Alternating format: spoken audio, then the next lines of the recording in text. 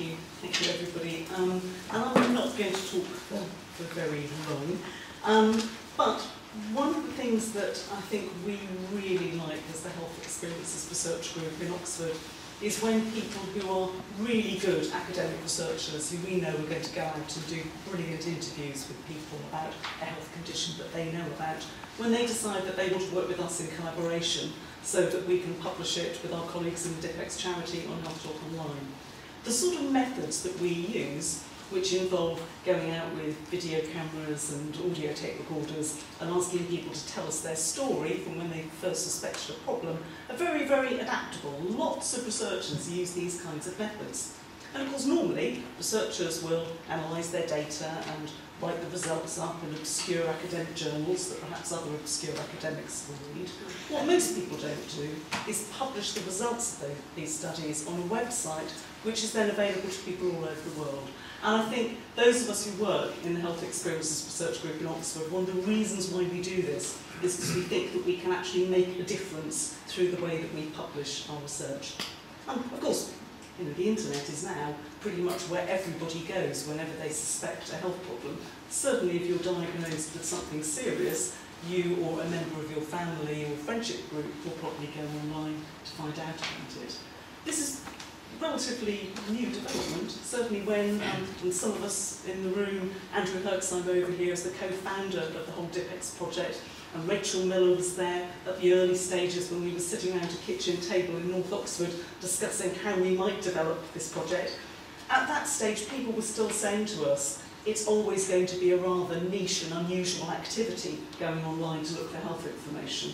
Well, you know, 13 years later, it's now routine. It's what we all do. Okay, so our project. Here we go. So this is, well, this is a whole load of things on one slide, but over on that side, you'll see there's the home page of a Health Talk Online website. And one of the things that I'd like to mention is that on the Health Talk Online website, we're now covering over 70 different health conditions. And these cover some issues which are just about women's health and some issues like this one which are just about men's health. We've also done a study on prostate cancer and testicular cancer. But there is, I think, still an idea that men don't talk about health, or that men are a bit hopeless when it comes to health. And if only men could be a bit more like women, somehow, you know, everything would be better. This may or may not be the case, but when it comes to health, certainly men do talk about health. We have studies on the Health Talk Online website on men's experiences of prostate cancer and testicular cancer, yes, but also men's experiences of breast cancer. And again, you know, we were sitting here in a room a few months ago when we launched the site on men with breast cancer. And again, many men, when they're diagnosed with breast cancer, have no idea that it's even possible for a man to get breast cancer, or even that men have breasts. So, you know, there were a lot of very surprised men in that study.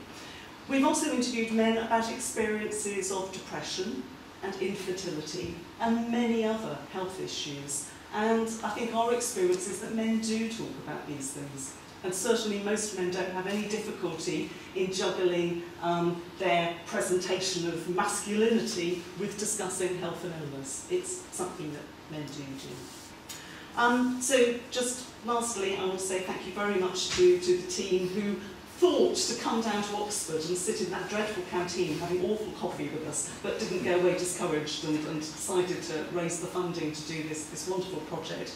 And also to my colleagues in the DIPEX charity, Adam Barnett, Graham Shaw, Joe Kidd and Wally, who do all the work in editing this material and putting up the website. So thank you all very much, and I do hope that you'll recommend the site to other people as well.